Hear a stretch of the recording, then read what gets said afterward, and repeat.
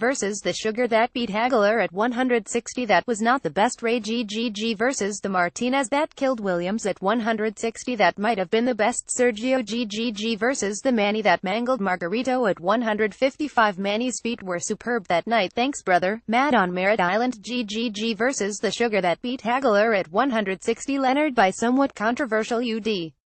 GGG versus the Martinez that killed Williams at 160. Golovkin by late TKO in a very good fight. GGG versus the Manny that mangled Margarito at 155. Golovkin knocks Pacquiao out cold by the middle rounds as soon as he's able to acclimate to the Filipino dynamo's speed and time a crosser hook upside his head. By the way, Pac Marks was at a 150-pound catchweight and Manny weighed in under 145 pounds. He's way too small for GGG. Kondo got no respect from the judges. I agree. At least Showtime's Steve Farhood, who scored at 114,114, saw what was really happening in the ring. I'd like to see Kondo return to the States. He's a warrior. Granados didn't get any respect from them judges either, but it was a much clearer win. I agree. I hope Granados moves back down to 140 pounds. Hey, how about Granados? Kondo Porter is the sloppiest and most erratic boxer I have ever seen. I've seen worse, but yeah, homie is hard to watch at times. I always feel sorry for his opponents. Plus, his whole dance with my father again thing is just a little weird too. All fathers in boxing relationships are weird. But Sean and Kenny are beautiful people. For real, I would like to see him against Omar Figueroa. I like that matchup. Call me crazy, but I think Omar's sick and fighting and uppercuts might be just the right thing to win the most insane battle of attrition ever. To be honest, I do think you are a little crazy, but that doesn't mean you aren't right. BTW Errol is going to murder Peterson. Well see, Peterson is ready to be pushed off that cliff, and Spence is the type of young gun to do that, but I think he'll have to work for it. Deontay clearly had the better rap support. Well, they're better to have 50 rap during your walk and then have him promote you, right? I don't know what Bermain's dude was rapping about, but 50 did pretty good. Bermain's dude rapped like he shared some of that Haitian ganja Stivern smoked up in the dressing room. Photo Showtime PBC. Oh cool, Colin Quinn is reffing the fight. He is my favorite. Mine too. Round 1 BOOOOOMBSQUAAAAAAAAADDDD. Calm down. Stivern was barely breathing before he took a punch. I am telling you man, Deontay is gonna beat AJ. Don't talk about it, be about it, and put your money on it, homeboy. Email Fisher at email protected. Follow him on Twitter at @DougieFisher.